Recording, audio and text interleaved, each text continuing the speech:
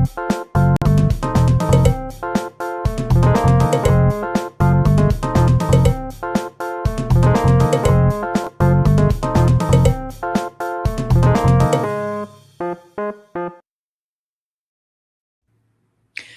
friends, and welcome to today's episode of Booked. I'm your host, Saffron Asteria, and I'm joined today by Janelle Schiecke. Hi. I'm so fucking excited. I've been waiting for this moment for my whole life. Oh God. I couldn't wait to get on the show. I couldn't wait to just talk to you. I'm so happy. Oh, me too. The vibes. Yes, I agree. I think this is really just for me and you, and there just happen to be people watching today. That's what I've decided. So we already have Sarah who's joined us. I knew she was going to be here. I've already briefed Janelle about the Wombles, so she's prepared to some extent. Not particularly prepared, but she knows it's coming, Sarah. Yeah. Janelle Schiecke. I don't know. I like that. But good for frightful books and things like that. Yeah, I like that. Yeah. So we're going to be talking about a lot of stuff today, largely your work, but it's probably going to go off into different realms. But as we can see, there's a new look to the show because I'm going to see if I can point it the right direction on your new release Spider, which is horrible in a good way. I'm terrified of spiders, arachnophobia, blow my eyes. And I thought, it's called Spider. I don't know if I'm going to be able to read this or not. And I ate it up in a whole couple of hours. I could stop reading it. I love that. And I will read anything you write. So that I don't keep, I'm fangirling at the moment and I'm going to keep doing it. So while I calm down, would you please tell the audience a bit about what kind of things you write? Yes. So yeah, I write horror. I've been a horror fan ever since I was like a wee little kid. Mm-hmm. I watched Nightmare on Elm Street when I was about 8 years old. Mm-hmm. And I've just been such a fan of the genre ever since then. And my first reading experience was Scary Stories to Tell in the Dark by Alvin Schwartz. Oh God, I love those so much. And when I became an author, I always knew I wanted to write. Mm-hmm. And I just know horror. It's just my thing, right? Mm-hmm. It's so fun. It's so scary. You can put so many things in it. Mm-hmm. So it's a really fun genre to work with. Mm-hmm. Awesome. Yeah. So you said that you always wanted to be an author. What stage in your life did you go, no, I'm actually going to do this thing now, and I'm going to write a story and I'm going to let strangers read it? Yeah. So it is such a crazy moment, when that happens. So my husband and I lived in Brooklyn. Mm-hmm. And so Ghost Room started out as this dream I had. I had this dream about this room. Mm-hmm. And it happened for almost 2 months. I had this dream on and off where someone was walking up the stairs. But it was this big kind of warehouse. It was a very dark, big, but there was a light and there was a stairway and there was a room at the top. Mm-hmm. And, this girl would walk up, she opened it. It was kind of a cozy room, but it was kind of spooky, Mm-hmm. My husband's like, you should really write about that. I don't know, He's like, just do it, He's my biggest support. I love him so much. He's my biggest supporter.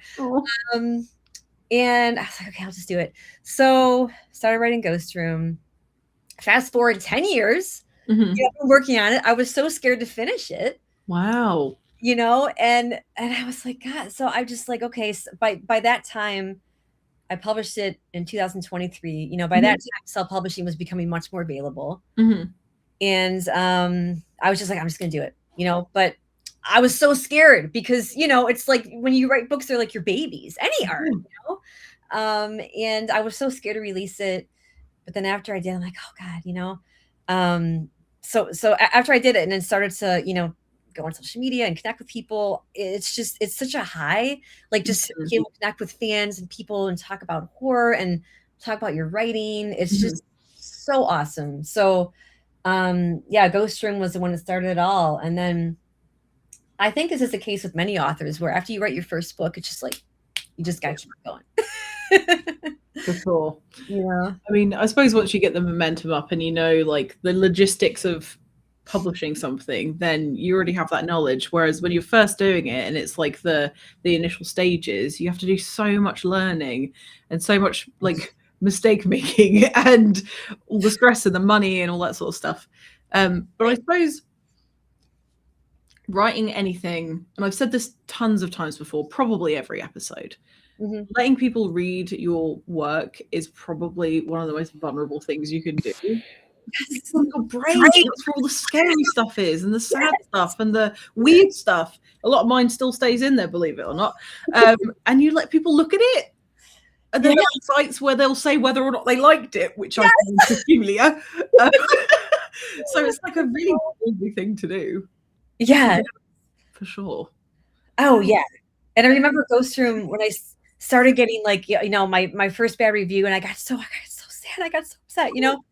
But then I'm like, but now it's like, oh, whatever, it happens, you know. But when you first with your first book, it is like, but you quickly develop a heart. I thought I had hard skin, but when you become an author, like, okay, I'm like, wait a minute, no, it's not that thick of armor yet, you know. But yeah, I mean, you've been able to crank out banger after banger in a very short period of time. We're only just starting 2026, and this is number 4. Number 4. And you're working on number 5 and possibly others. And it's just phenomenal because I love novellas. They're my favorite. I love novellas. So they're the best. I don't need to read a 500-page horror story. Yeah. That's too much. That's too much pressure for me and my nervous system. So like a novella is really good because you get to see like some sort of resolution usually by the end of it. Do you naturally write in the sort of novella length, or do you ever try and push yourself to go further than that? So it's a good question. So I think, again, Scary Stories to Tell in the Dark, I loved that series, and they're all short stories. And I'd like to think that I read that series so much as a kid. I'd like to think that kind of like ingrained in my brain, like, oh, I like the shorter format. I like the shorter stories. Yeah. So so when I started out, I'm like you know, I read novels, but I love, because I'm a slow reader. So even a novella, it takes me sometimes like over a week to finish because I'm so busy. I mean, there's lots of, you know. So I think I did naturally kind of, you know, write novellas. The cute things with Clatterman, you know, I had a few readers who were like, oh, I loved it, but I wanted more, you know, like I just want more, you know, Janelle Schiecke, you know. I'm one of these people. Thank you. Oh man, I love it, you know. And so with Clatterman 2, the sequel, it's probably going to be novel length, which I don't even know if that's normal or not, and I don't care. I just got so excited. I know we said I love novellas, but I'm just excited anyway. Yeah, I'm already at the length of Clatterman, but it's not. I haven't even written the final end scene yet. Oh wow! Epic. So yeah, so I still have a little ways to go. Oh, that's fine. You've got time. I got time. That's the thing, and I don't want to. You know, novellas, you could, I mean, the nice thing about it is you can kind of crank them out. You know, you really can crank them out. I wish I could do more than 2 a year, or more than 1 a year. But yeah, my mom, I mean, lots of family time. So it's like, you know, I kind of balance everything out. But yeah, so that's exciting about the sequel. So it definitely will be longer. Do you set yourself goals for like, I want to be finished by a certain time, or do you just let the story write itself? Well, obviously you're doing all the work, but let the story come out naturally, or do you kind of put deadlines and stuff? More naturally. Yeah, like I'm a pretty spontaneous person. I don't like deadline. Like I don't even like to plot that much. You know, I just yeah, it's just kind of my you know, my outline, or I guess outline is more, you know, I don't like to outline much. But it's usually just like maybe like a page, maybe a few paragraphs, you know, and I just kind of go from there. Yeah. But yeah, I just like it to flow more naturally, because I feel like the way I write is more, I don't want to say intuitive, but it's just, I guess it is. I was telling my husband the other night, he was asking me, when do you know you're done? I'm like, I get that gut feeling that I know I'm done, and I won't really pack it up until I get that feeling, you know? So do you have a method for like when the thing is complete? Obviously people have their different like levels of how much editing they want to do, or how many people get to like touch the story before it goes out to the public. Do you have like a set editing method? I do. So I usually edit it at least 2 times over myself before I send it to my editor. And then after I get it from my editor, I usually edit it at least 1 or 2 times. Mm-hmm. And then I'll keep on looking it over. I kept on finding adjectives. I'm like, nope, needs to be better. So I was changing adjectives, and so yeah, I definitely go through it many, many times. And I guess I'm kind of a perfectionist. I mean, I do go over it like many, many times. And if there's like with Spider, there was just something was irking me. I'm like, God, I don't like that, how I said that. And I kept on going over it. And like the other night, I'm like, oh, this is it. So I texted to myself. And the next morning, because it was like late, it was like midnight. And so the next morning I went in and, changed a little bit. But yeah, so there's definitely a process. And yeah, it's just, and again, it's just an intuitive thing, I know when I'm done, I get that feeling. And when I don't get that feeling, I'm just not good with myself until. Yeah, that makes sense. Yeah. So with Ghost Room, and obviously you've gone down the self-publishing route for all of your books, as far as I'm aware. At any point during any of your like periods of publishing, have you considered trying to go more down the traditional route, or are you just happy having like the control over what you're doing? So with Ghost Room, I did think of maybe querying.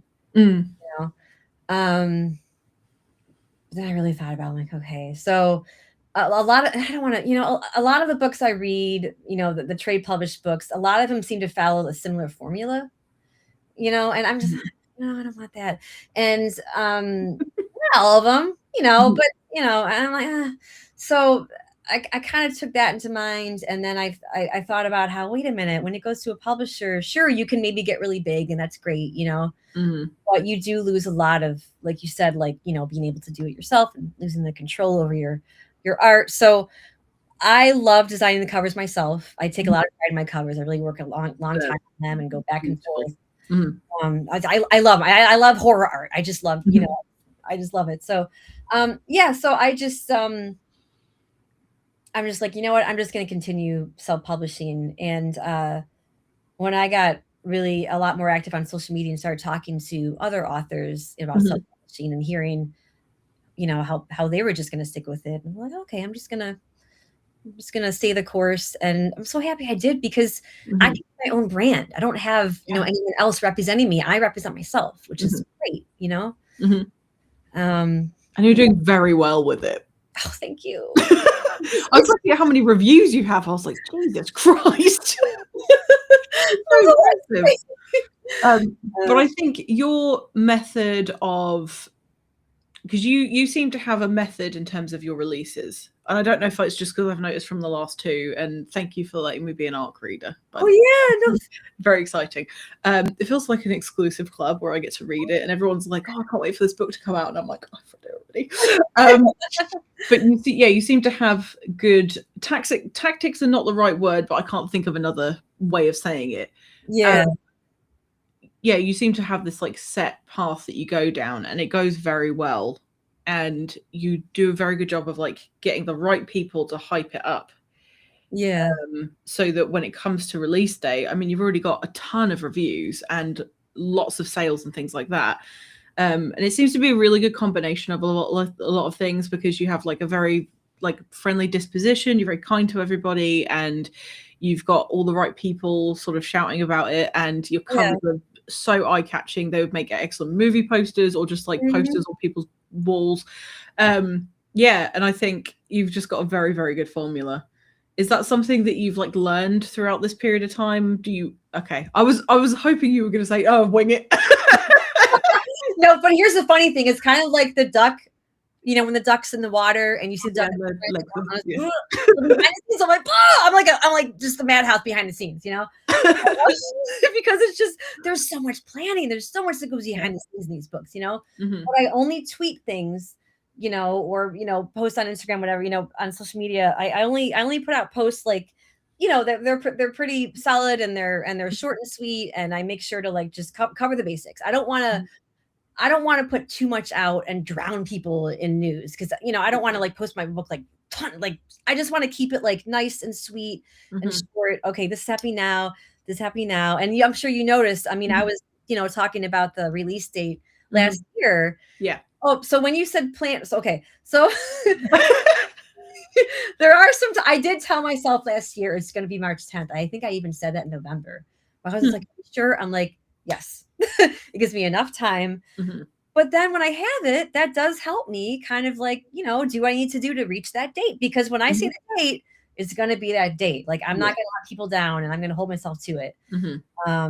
But it is a lot that goes behind the scenes. You're buying your ISBN number, loading everything on Amazon, making sure your ISBN on Amazon matches what you bought. And that's only like a tiny part of it. But then again, that's why I put Spider up on Amazon, again, back in November, I started putting it up. So it's like, you can keep it up there in draft form and just edit it and just update it over the cool. Yeah, when you're ready, you flip the switch. Although that's terrifying because when you do it and it's out there. Yeah. But yeah, I'm sorry. I just talked a lot. That's the point of this. That's fine. No, that's great. I mean, yeah, it's really interesting for me being on this side of things and talking to writers all the time, seeing how people find the successes, because there is a lot of like, oh, this isn't going well, and oh, I'm not getting sales, or whatever the complaint is, and they're totally valid complaints. But it's interesting to look at it from an analytical point of view and see what kind of, not mistakes people are making, but choices they're making that aren't working, but they stick with them anyway, instead of tweaking it and trying to do something different. And it's not too late to change how you market what you do, but you definitely found a rhythm. And I think it also helps because horror as a genre is very tight knit, and when people love horror, they love horror. And yeah, you'll like your subgenres, but generally speaking, if somebody says they've written a horror book, I'm like, can I see it? Like, I don't love horror the same kind of way that you do, but I've always loved reading horror. And I used to read, like, Goosebumps was my gateway. I love R.L. Stein. And when I kind of like fell out of love with reading for a while because I just couldn't find anything I liked. And then I could not sleep, ironically, without reading a dozen no sleep stories from Reddit before bed. I love them. I love them so much. And then all this stuff escalated, and now I'm like, oh man, indie horror is so where it's at. It's so where it's at because it's grimy, and it's like a lot of it's still really polished, but it doesn't sort of pay attention to all the conventions that we expect from certain stories. And you don't have to have resolutions and happy endings and things like that. It can be mortifying and destructive and horrible. And I love it. I don't like happy endings. Me either. I want, like, Pet Sematary is probably my very favorite ending in the book. I love the ending of Pet Sematary. When his wife walks in, she's got her gravelly voice. She's like, oh, it's so good, but yeah, I don't know what it, I don't know. It's just, but because life is not that way. Life's I'm a happy person. I'm positive, but I've gone through a lot. We've all gone through a lot. I don't know. I guess I like to connect with things that are just more, I don't know, more realistic. Yes, more realistic. Yeah. I've missed a bunch of people joining us because I've been just talking, having a nice time. So we have Tim in the house. Oh, Tim! Hello. Hey, Tim. And Ellen Holmes. If you're watching this right now, after the show, you should go and watch Mark Anthony on the Book Lounge, who's going to be interviewing Ellen Holmes. You were going to love The Clatter Man. Oh, it's very good. I have it here. I don't want to touch it in case it falls. But it's very good. And hang on, Mark's here as well. Oh, Mark! Oh, good to see you. My goodness. And yes, he is everybody's gateway to horror. I'm going to tell you which one fucked me up the most. Which one? Okay, it's called It Came From Beneath the Sink. Oh. And it was about a haunted sponge. Are you serious? I'm dead serious. It's probably one of the scariest books I've ever read in my entire life, because the way he describes the noise that the sponge makes, it screwed with me as a child, and I had so many nightmares. I would recommend anyone read it. It's horrible. That's so, because I can imagine as a kid, we all like, at 1 a.m, you walk to get a drink of water or something, you walk to the kitchen, and you think about hearing the sound, in the morning from the sponge sink. Yes. Horrible. Oh gosh. Horrible. And also, I don't know if you've read Dracula, but it's like right at the beginning of the book where he describes Dracula crawling up the side of the castle. That's one of the creepiest things I've ever read as well. Oh god, I can't believe I have not read it yet, but I need to read it. It's very good. Yeah. Oh, I can't wait. Recommend. Yeah. That's your homework. You have to go read those 2 books. I will. Oh my goodness. But yeah, it's been such a pleasure to be able to read your work, and I'm sure you get this all the time, but you're so nice.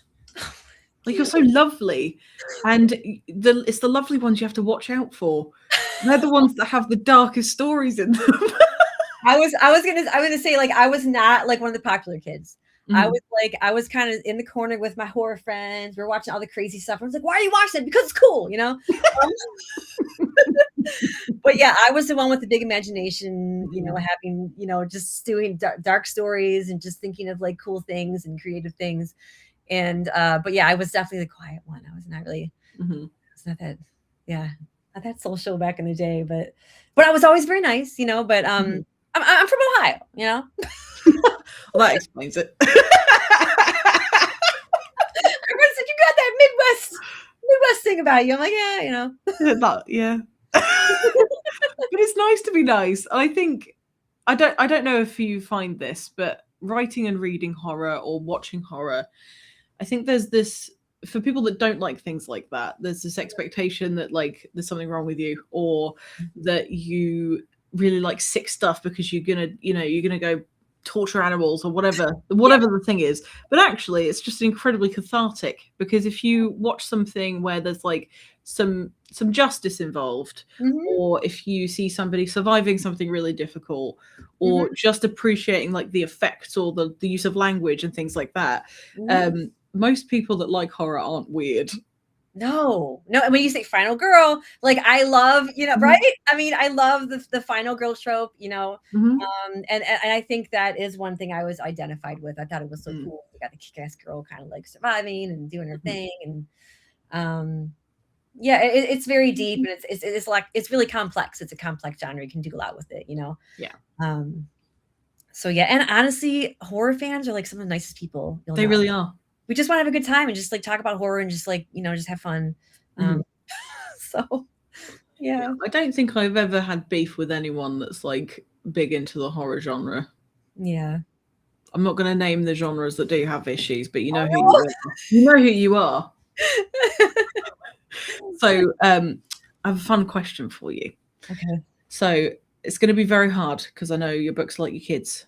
Oh, they are my kids. Okay, this is okay. So if you had to pick one of your books to be made into a movie first, which one, and who is your dream director? Oh gosh, it's a tie between Spider-Man and Death Cult. Gosh, so I don't know. I always think the Saw director would do a good job with Death Cult. For sure. You know, Clatterman, I always think like Eli Roth would kind of do I was thinking Eli Roth. because he would do, right? Like he, you know, because Clatterman, I mean, there's a lot of horror, but like they're just having a good time and hanging out, having smoking and drinking, and you know, yeah, I think Eli Roth would be the Clatterman director.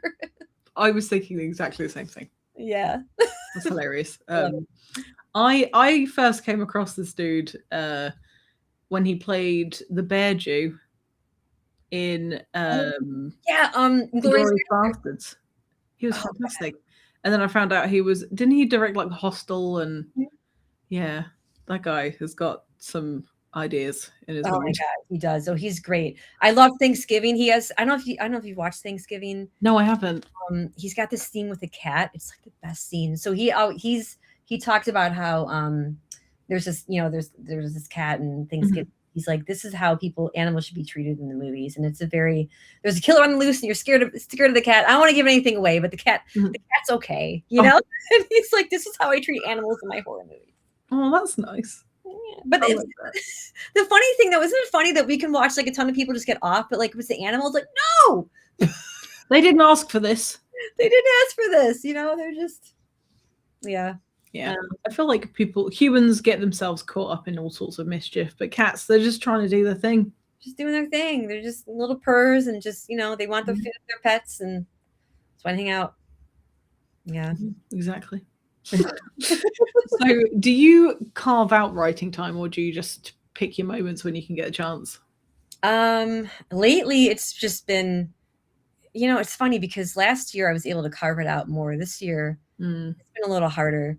But I do try to carve it out, during the day, like early morning, is usually when I write the most, and then late at night. My husband and son are big video gamers. They're big gamers, so they'll be playing video games. I'll just be writing a little bit like late at night. But yeah, so I do try to schedule time, but I don't put too much pressure on myself because as far as like writing a certain amount, if I only write a sentence or two, that's fine. I give myself a pat on the back. Good job, because there's already so many stressors in the world, I mean, this is true. Yeah. So I just try to be easy on myself, You should be. You shouldn't force creativity. What's the point? No, you're right. Because when you do, it's almost like a waste. Because if I force it, and I spend a half an hour forcing it, it's gotta go back and rewrite it, because it's not as good as I wanted it to be, Exactly. So, exactly. But there are some people who thrive with structure. I'm not one of those people. But I mean, I say that I probably would if I tried hard enough, but I don't want to try that hard to be structured. But so we have the cover for Spider up on the screen at the moment, and in the interest of trying to get the word out about this book as much as possible, with it be coming out in a couple of days. Wait, what date is it? It's the 6th. Okay, 4 days from now. Although if you're watching the replay, it could be a couple of days. I don't know. But it's coming out on the 10th of March, which is 4 days before my birthday. I'm going to say that was on purpose. Happy birthday to me. It's your birthday today? No. It's 4 days after. Oh, I'm sorry. Okay. So, wow. Okay. I'll have to remember. Okay. Yeah. So, so that's exciting. But could you, for those who haven't heard of your writing or this particular book, could you tell us as much as you're happy to share about what the plot of Spider is? Yeah. So, okay. So it revolves around Jenna, who's in her early 30s, and she's hanging out with her friends. She starts developing this symptom. It's a very common symptom. A lot of us have it. And her friends are like, oh, you'll be okay. This happens to a lot of people. And she's like, okay. And it starts to kind of just spiral, and she starts to have, she starts to experience things like bodily things happening to her that should not be happening. And the whole book, I kind of wanted to do it where Jenna's very scared, but she's also so confused. Is this really happening, or is this that bad? And, throughout the book, like it gets worse, but then you're like, well, maybe she'll be okay. And Jenna, she's kind of, she was fun to write because, I don't know. She's kind of like a little snarky, and she's definitely not like a cozy, a warm and fuzzy character. But she's she's going for a big promotion at work. And so all this stuff's happening. She's just trying to like keep her life on track. And I had so much fun writing it because it's so fun. I love body horror. I love body horror. It's so gross. It's so disgusting. I love it so much. I really wanted to write it. And I really wanted to write about spiders. Arachnophobia is one of my favorite movies. I love arachnophobia so much. And women's health and yep, pretty much. Hit the nail on the head. Hit the nail on the uterus. Yes. But I wanted to take something. I love creature features. I wanted to take something very small and just an everyday, creature, and just kind of put it in the story to up the fear factor. And honestly, I just love writing it, and it gave me more of appreciation of spiders. I mean, they're pretty cool creatures, they're I'm not convinced. They're kind of like scary looking, but like I don't know. I kind of like, you read it, like I kind of like the spider that's in the story. I kind of like, oh, she's just kind of doing her thing, I did appreciate that, actually. That added some depth to the story that I didn't expect. Yeah. Because I was like, I'm just gonna hate it. I'm gonna hate this thing. I know I was gonna like it in terms of like the story, but I thought I'm not gonna be able to read this. I was struggling a bit. And I was scared about your cover reveal too, because I was like, it's gonna have spiders on it, and I don't like them. But it's cool. It's very cool.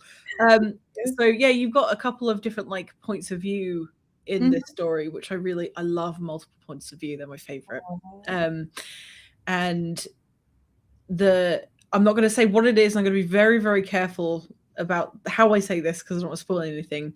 Yeah. But your the sort of the way that you summarize the experience and where it's come from, I really liked. That was something I did. I was like, I don't know where this is going, but I knew where it was going, and I thought it was just going to be like, yep, everything's terrible. But I mean, it technically is, but yeah, I'm finding it really hard not to say what the thing is, so I'm going to stop talking. Yeah. But how did you decide how you were going to end this thing? Because that must be something that is like really difficult to decide when you're writing something like the sort of slashery horror things that you create. How do you figure out like who lives, who dies, how that happens? So I wanted it. So I don't know. I guess I just kind of followed my muse. Like I really didn't know. As it was progressing, I kind of like had that final scene with Jenna. I'm like, this is how it's going to go down. And I kind of wanted her to have this kind of, she wants control, right? She wants to kind of like, she wants to prove herself, and she kind of gets to in a weird way. I don't know, Yeah. I don't know. There's no weird, but yeah, I don't know. I just it was a progression for the longest time. Like I don't know. I knew I wanted to be like whoa, like crazy ending. I knew I wanted that. But to get to that part was really hard. And I remember I was just writing like little bit, like a little bit, like a little bit, and then the more I wrote, the more my mind just kind of like was doing it for me. Yeah, like filling in, like, okay, how's this thing gonna tie itself together? Because it when you have something of this nature, it's very easy to go for like the really obvious choices and the predictability. But I personally felt like it wasn't a predictable ending. Like I knew it was one of those, like I was freaking my hand because I was like, I know something's gonna freak me out in a second. Like most of the time it was horrible, and I read it in bed, obviously in the dark. Oh no, you did? Yeah, because that's where I read. I can't read anywhere else. I have to be horizontal and in darkness with a little reading light, either on my, obviously if I've on an e-reader, or a little light that comes over my book. I was just like that, and I was like, this is horrible. Because when I go to bed now, after writing this story, I'm looking at the screen and the walls and the you have to check. I was like, check. And I'm like, why did I do this? So, but I always check now before I go to bed. I don't blame you. You've done that to yourself, though.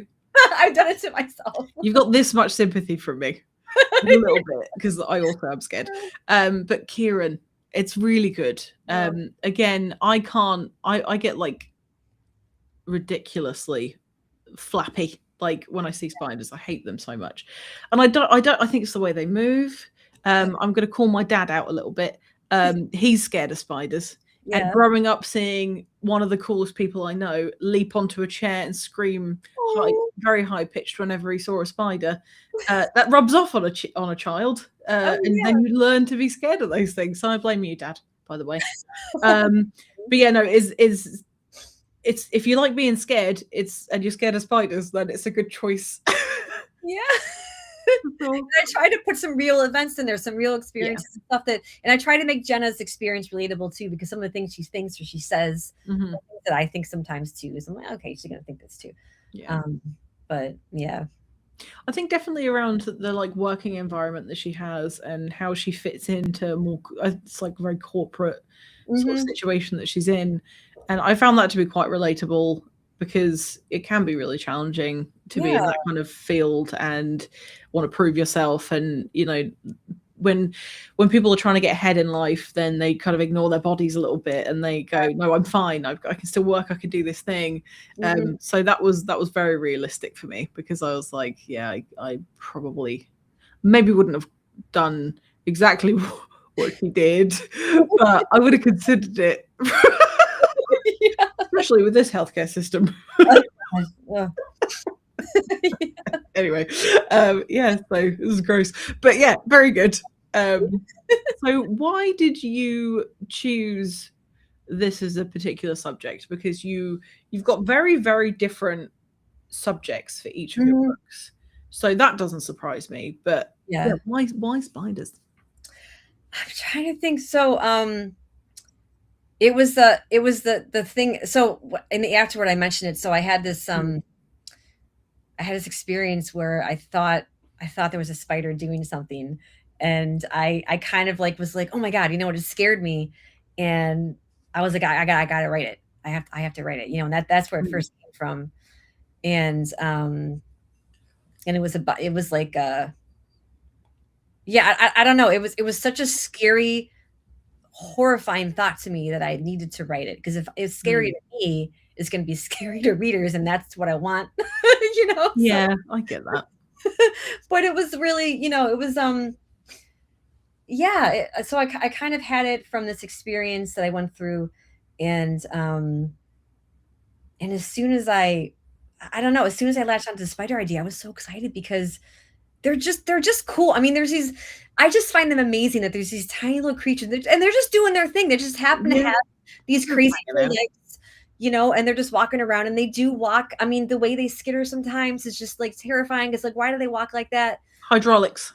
Yeah, right. No, they really do. They kind of pump their legs. And I just think they're so cool. And it's funny going back to, I'm sorry, I'm sidetracking. No, please do. So I want to get to know you, and I don't want you to pretend to be somebody else. So you get sidetracked. That's okay. Thank you. So the movie Arachnophobia. Yep. I've always thought, I don't know, I just love that movie. And they actually, those spiders, you know, not Big Bob. So Big Bob is the tarantula they use in the movie. It was a girl, but they, you know, affectionately named it like Big Bob. But the spiders that are, you know, coming from New Zealand and the farmhouse and everything, they're from New Zealand. They shipped all these spiders from New Zealand. Real ones? Yes! Real spiders. And I know. The cute thing is they took really good care of these spiders. They didn't want to hurt these spiders, you know? Oh, good. So they had, I don't know all of this, but they were in this container, you know, but they pick them because they're very docile. They don't, you know, they aren't mean or anything. They don't just like bite you. But they look terrifying. Yeah. You know, they really look terrifying. So that's kind of, and again, I think going back to that movie, I thought about that movie more, and I actually watched it before I started writing Spider to kind of get in the mindset. You know, I watched a few Spider movies. There's a movie called Sting. I think it might be a Shudder original. It's a French movie. It's really good. No. I'm sorry. That one's called Infested. Okay. The French movie. Sting is a different movie with a spider. Yeah, so I watched those for inspiration, but I don't know. I love creature features, and I love spiders because you think about Jaws, but you can avoid a shark. You can't really avoid a spider. I try. I mean, you try, you know, but there's some fact about, and I'm sorry, but there's like some fact about how wherever you are in your house, there's always a spider like a few feet away from you. There's a spider watching, waiting. Right. There was a film that came out. This is a two-parter. So there was a film that came out called Eight-Legged Freaks. I don't know if you have seen it. Oh, it's a spider film. Yeah. And being terrified of spiders, obviously I didn't watch it. Yeah. It came out when I was a kid, so that was horrible because you'd be watching the TV and then the advert would come on and you go, great, I'm not going to sleep for 7 days. But I'm only saying this because you mentioned Jaws, but I begged my parents to let me watch Deep Blue Sea. Oh, you did? Yeah, when I was too young to be watching it. And so I'd never like seen sharks in action before, and I know they weren't real, but I sat there unblinking for however long this film was, and I was maybe like 8 or 9. I was too young. Oh, and that made it impossible for me to enjoy going swimming at a public swimming pool because I thought it's going to be a shark at the deep end. Oh yeah, no, absolutely. Yeah, or a killer whale. That was always a worry that was never ever going to come to anything. Orca. Orca's like an old. I watched that as a kid. I don't know when it came out. It's an older movie, but yeah, that's like about a killer whale. Yeah. It was, kind of like along the line of Jaws, but the killer whale. Yeah, it's funny because I grew up with a pool, and I remember I used to always have this nightmare where like, the bottom of the pool would just become like this huge hole, and these sharks would come zooming up, Yeah. Full of monsters. Yep. It's kind of like the monsters under the bed thing, but in water. I was going to say in the ocean, like you had the ocean in your pool. That's hilarious. I'm so glad that he loved it and it didn't scar him for life, because I cannot cope with it.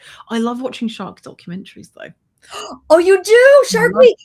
Like that's exciting for me because I moved here from England and we don't have Shark Week in England. So I get Shark Week now. I love Shark Week.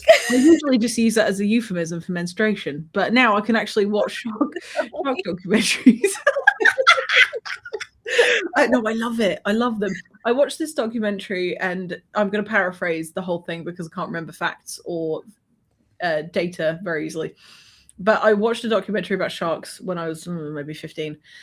And it was about this group of sharks who had like a matriarchy, and they were basically like a female mob of sharks, and they'd all beat each other up, and it was like really weird because the hierarchy was really, really different. And I just remembered that thinking like, these badass bitches swimming in the sea. I have a lot of respect for them. So cool though. Oh, thank you, Anthony. I'm glad you're here. Hello. Thank you. Also, I missed EL Montague, thank you for being here as well. I'm so sorry. I get very easily distracted. If you're here, whether you're watching it live or watching the recording, I'm very glad you're here. And what are your thoughts about sharks? Do you like them? What do you think about them in general? I see people asking people to put comments in the chat. I don't know what the fuck they're talking about. Anyway, I'm going to get back on track somehow. Yeah, stuff and things. I love that so much. That covers everything in the best way possible. Stuff and things. I mean, stuff and things. Like, things and stuff. We have this joke. I started this joke about my dog. She's got anxiety, obviously. She's not quite a rescue, but she was fostered for a really long time. She came to us with like anxiety and on antidepressants, and we realized that she doesn't like things. She only likes stuff. Because if you get the newspaper out of the mailbox, she hits the deck and starts whimpering. And I think it's because she got hit or whatever. We don't hit her. She gets lots of cuddles. But if there's a newspaper just laying on the ground, she's not scared. So if it's on the ground, it's stuff. And if it's in your hand, it's a thing. So that's how we describe that. I love that so much. That's adorable. Stuff and things. I don't know what terrible shark movie set in Paris. Oh gosh, that is so good. Is it called like Sharks in the Louvre? It's right. I think I don't know. It's oh god, it's such a good movie. Someone find us. I'm not going to be Googling right now. Someone find me the title of that film and I'll. I think it's called Under Paris. That might be it. Is that it? Like, are they swimming around the catacombs? It's I think they better be with the catacombs. I think so. But I think it's called Under Paris. Something like I think so. Amazing. It's really good. You could set so many cool things underneath Paris. There is a found footage movie, one of my favorites. It's called As Above, So Below, and it's in the catacombs. Oh, that's cool. Oh yeah, Under Paris. I think we think I think it's Under Paris. Yeah. So I know that I'm not going to try and pronounce that. I feel like that's French. I'm not going to be able to pronounce. I can barely speak English. I'm not going to make a fool of myself on television. Anyway, so you love movies as well as reading, writing. So you are one of the things I know you the most for is like reviewing films. Yeah. Because you watch a ton of them. So do you use films to inspire you when in your writing process? Do you have them on in the background while you're writing, for example? Like, do they kind of mix together? Yes. So and again, going back to Nightmare on Elm Street when I was 8, even then I was picking up on the practical effects and the colors and the sounds, and because I've always been very creative, and so I do use movies as inspiration. Like if I'm, oh my god, there's so many movies. Like The Substance is one of my. I love The Substance so much. And I remember watching it, like Demi Moore's walking down this hallway. She had this like bright yellow jacket on and the hallway colors and like how does the hallway look? And just I love framing, I'm like framing. But I love movies so much. And a lot of times I will watch a specific movie to hear what the person's saying, like how do they scream? When they scream, what does their face look like? The lighting is in this room, it's very dim, it's concrete. Like what is the person like, what does it look like they're feeling? So I get a ton of inspiration from movies. And as you know, I love to write, visually, like cinematically. So I want you to really feel that when you're reading the story. And that's one of my things I love the most about writing. It's just trying to immerse you in there, Yeah. Well, you're very good at it, so it's working. So do you have a specific method for like pacing and tension, or do you just see how the story feels as you're telling it? I do. So I like to use humor a lot in my stories. So with Clatterman and Death Cult, there's a lot and I guess all my stories have a lot of humor. I think Clatterman might have the most humor. And I try to put humor in Spider too as well, like here and there with like what Jen was thinking and what she was saying. So I do love to have a really intense scene, especially my prologues. Like whoa, and then kind of like just have a nice first chapter. And I think again back to the movies, I watch so many movies that I've kind of picked up on like what I like as far as pacing. And I kind of just kind of go off of that. And like again, a lot of it's intuitive too. Like if I feel like it's gone too long, I'll just kind of change it. But I do like to kind of I don't know. Spider's different though. Spider's almost like it's just like the whole way through, which is crazy. Yeah, it doesn't really let up, but but it's different though, isn't it? Because if you're thinking about something like the Clatterman, you've got these young people who are having a nice time, and then folklore becomes a real thing, and then you kind of have to pace it like that. Whereas something like Spider, again, I'm going to be very careful. This thing that's happening to this person is so intimately happening to them. And you're telling it from their kind of point of view, like it's mostly focused on Jenna. You can't really let up too much. You can. You're right. I will mention the doctor though. I had fun with the doctor, describing the doctor, and he was kind of funny. I enjoyed writing him. I'm pretty sure I've met that doctor. That's the thing. I remember like I felt the same way. That's why I'm like, okay, he's such like there's so many doctors like that. So I wanted to write him in that way. Do you ever keep like fact sheets about your characters? Because I know some people like to write like, oh, their favorite food is ice cream and blah blah blah. Or do you just kind of keep it all in your head? With Clatterman, I started with Clatterman. With Clatterman 2, I'm keeping more fact sheets because it's longer. But I have started doing that, and it really does help because, like you said, I mean, if I'm later on they're talking about something that they've talked about before, I'm like, oh crap, like what they don't like. So that does help for sure. I suppose it's more important for a sequel though, because people are going to recall reading the first one, whereas as long as there's continuity there, and you're all conveying the right information, then it's not as stressful. When you're writing a standalone. But do you see yourself writing sequels for any of your other books, or is it just the Clatterman at the moment? No, I really want to do more with Death Cult. I love Death Cult so much. Please do. Really do. I love I really do plan on expanding Death Cult at some point, and I've actually had ideas written them down already. Nice. I just love it so much. Wow. I know I feel so horrible and sadistic, but I love that, just because you know what it is, it's a release for me, like, and it's just like ugh, you know? Mm-hmm. But again, 80s, I mean, I love 80s horror. Mm-hmm. So yeah, Death Cult's definitely one expand on. I already have my another novella idea after Clatterman 2 that's like biting at the bit, like, what, write me, you know, I'm like, no, I can't, you know, I gotta finish Clatterman 2. I don't know what's gonna be called. It's probably, I don't think it's gonna be called Clatterman 2, but you know, that's just the placeholder right now. You could go for Clatterman 2 Electric Boogaloo. Oh my god, I could kind of like shake it up. Yeah, why not? So do you find that you're only able to focus on doing like the one thing? I do. Like, I've kind of written down a few notes about this other novella I want to write, you know, after Clatterman 2. But yeah, for the most part, I can only do one at a time. You know, I did start writing. Clatterman was funny because I was finishing Death Cult, but I kept on having this idea like urban legend, which is not leave my head. And I'm like, what is going on? You know? And so I had to write about it. But yeah, it's usually one at a time.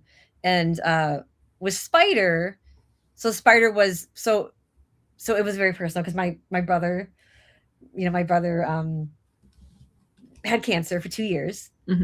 And with Spider, you know, when I was writing Spider was in his second year of cancer, and he was getting he was progressing, and we knew it wasn't going to be that long.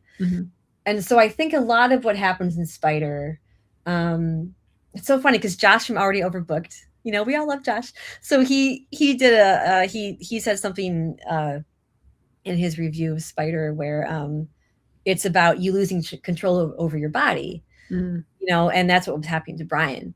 And so I feel like part of a Spider was me kind of taking this different narrative and just processing what was happening to him. And kind of just, you know, and with Jenna, with what she's thinking and how she views the world, and she's kind of like got this chip on her shoulder. I was raging mad, you know, of course, and I got that out through Jenna, you know, for her kind of jaded character. I was kind of able to get out how I was feeling. You know, because she's definitely not, you know, as happy. I mean, I do love the character. I love her character, but you know, it felt good to kind of get out my emotions through her. So, yeah. That makes a lot of sense. And if this is too personal, you don't have to answer it. But is having this book out or coming out in a few days and having people read it, does it feel any different having used it as a catharsis for you? Yeah, it does. It's you know, it feels good knowing that sorry, you know, when it publishes, yeah, you know, because Brian and I talked a lot last summer about Spider. I remember sitting on the deck talking about, he would ask me questions, and he wasn't even into horror, you know, but he loved it. You know, I wrote this crazy stuff. Yeah, publishing it will feel like this, like it's full cycle, you know. That's cool. And I can feel Brian, like he's here, like, oh, you did it, you know. That's so nice. Yeah, That's it does feel good. Well, it's really nice when we can memorialize the people that we love in something that's going to last forever, because this book is never going to go away. It's going to be terrifying people for years to come. So it is, you know, but you know what the great thing about it is, I sent, you know, a picture to my nephews, you know, to Brian's sons. Yeah. You know, the dedication to Spider, and it was so happy. So yeah, you're right, but it is funny. It's great to memorialize it, and I think he will enjoy that people are gonna get scared. I hope so. Because they are. Yeah. They'll be disgusted even. Yeah. Unable to sleep at night. But yeah, I love that you've been able to do that, and you can always feel the additional emotions that people put in their work when it comes from a place of like processing grief and like emotions and challenges in their life, because it feels more like authentic and organic and relatable as well. Because when you're like pushing your actual feelings into something, then people will go, I've also had those feelings about something, and it doesn't always connect as being like an actual, like, I've definitely experienced this thing, but having those emotions and, you know, those difficulties and the lack of control and just like horrible nightmares We've all had them. So We've all had them. Yeah, it's very relatable. And I swear to God, like I mean, every night now I go to bed and I just kind of like, what did I do? You get tortured and you're like, yeah, I'm like, I kind of like, if I feel something on my toe, I'm like, oh my God, what was that? Or when you get a hair like that's the worst. That's the absolute worst. It's the absolute worst. I hate that so much. And then when you're sleeping and the hair kind of like boop, just kind of like falls out of place and it feels like, a spider or something. You're like, ah. I mean, you can see how curly my hair is. So when it comes out in clumps, not like balding clumps, but like knots, like tight little balls of they look like spiders. Oh God. If they fall out, sometimes I'll get a tangle and I'll just do that and it will just fall on the floor because I'm a slob. And I'll see it and I'll go, fuck, oh, it's my hair. Or I think the worst one is when you go, oh, it's just hair and it's actually a spider. Oh, I'd rather be wrong about it not being a spider than think that it's not a spider and have it be one. The worst is when you don't know if it is and then it moves. Oh, you're God. Like, oh God. Oh God. Oh God, it's the worst. Oh, it's horrible. I'm gonna have nightmares. It's okay. This was so worth it. So I usually ask 2 questions at the end of each show, but if you are watching live now, if you have any questions for Janelle, please do put them in the chat because we are going to be winding down in a second. The first question that I always ask people, and you can have a minute to think about it, and you don't have to like pretend an answer. You'll know what I mean in a second. Okay. What does success look like to you? Oh gosh. So success to me looks like doing what you love and having fun and being able to connect with people over your art. That's success to me. Do you feel like a success? Yeah, to me, yeah. Good. I love what I'm doing. I love it. I love talking to people. Like I have so many people I can talk to on social media and like just readers and with you, like it's so cool. And to me that's the biggest success is to just be able to get your art out there and talk about it and just have a good time, and just enjoy it because you really should just be having fun, in my opinion. I agree. And when I say fun, I know it's a lot of work, but at the end of the day, I don't know, if you're not having fun, then what are you doing? Yeah, I don't know. Yeah. Well, that's it. Art should do something for you, whether it's as we've said, like catharsis, or you've got those gremlins in your head and you need to get them out on paper, or whatever the thing is. As long as you actually love doing it, or it does something for you in a positive way, like. You shouldn't torture yourself for art unless that's your whole thing, in which case go nuts. Adult, probably. I can't tell you what to do. Sarah's asked if we're ready for her to lower the tone. I hope she's going to ask a Womble question and not say something weird. Here we go. Okay. So I described what a Womble is, and just for the benefit of the audience, give Janelle a break because she's never heard of him before. So the question is, I thought it was going to come up on the screen. Give me a second. Oh, there it is. Do you think Wombles would make good final girls? Those are 2 separate things. We'll unpack the second one in a minute. So bearing in mind that these are little creatures that like to collect recycling in London, do you think they'd make good final girls? I mean, given the proper storyline, yes. Yes, given the proper storyline, I mean, they technically could. Yeah, they could make a good final girl. I'd love to see it. It would be very, very interesting final girl. It'd be very interesting story. Yeah. Definitely not be your typical. Yeah. I don't know. I've got an issue with it a little bit because that would mean that all the other Wombles would be dead. That's quite a lot to carry in the mind. Poor little creatures, they're just collecting the rubbish. It's doing a good job, yeah. But then you got to have the person like attacking them for collecting the rubbish because someone's got to be the final girl, and this whole fight ensues, and they're stalked by some kind of crazy, I don't know, crazy person who doesn't want the trash collected. I don't know. Probably Oscar the Grouch. Oscar, yeah, that would make sense. That would make sense. And separately, will you kill Sarah in a book? You don't have to answer right now. Maybe we'll find out. Maybe we'll find out. Maybe we'll find out. Stay tuned for that one. Before I ask my final question, I have an additional pre-question. Okay. Will you be my auntie? Your auntie? Yeah, I want you to be my aunt. Oh my gosh, yes. Okay, thank you. It's official now. You Yes. said it. You said it on telly, so Oh, it's happening. yes, it's happening. It's Excellent. Thank you. I've been wanting to ask you that for ages, and I thought I'm going to ask you with the pressure of people watching live, so that you have to say yes. Oh my goodness. Okay. So going way back to the beginning of the episode, you said that you always wanted to be an author. If you could go back to the moment where you thought, actually, yeah, I would like to do that with my life, what advice would you give yourself? Oh gosh, be easy on yourself, and don't rush the process. Mm-hmm. Don't take criticism.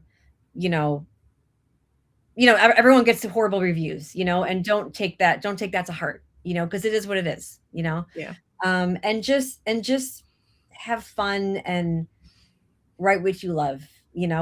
I love Ghost Room so much, but at my really core heart, I want to write like crazy stuff, so I started doing that. So don't play too PC. Yeah. Or just kind of just go crazy, and it's okay. I love that. That's great advice. Yeah. Thank you so much for coming on the show. I really appreciate you being here, and for everybody that's watching, whether you're watching the recording or watching live, I'm so glad you're here. And if you are interested in reading any of Janelle's books or following her on any social media platform, the links are down there. I can't do everything for you. You're gonna have to click on them, and go and read these books, especially if you love horror, especially if you love 80s slashers and excellent storytelling, and supporting awesome people. Just go do it. Go read them. So I'm gonna wave and say goodbye. Thank you so much for having me on. I had such a great time. Thank you for being here. You don't go away. We're gonna play the outro, and I'm gonna meet you on the other side. So don't go anywhere. Everybody else, you can go somewhere else. I'll tell you what. While I'm still here, if you're still watching, go to the book lounge and go and watch Mark interviewing Ellen Holmes, because I think that's happening now. So go, because I'm going to go do that as well. Okay, bye. Bye.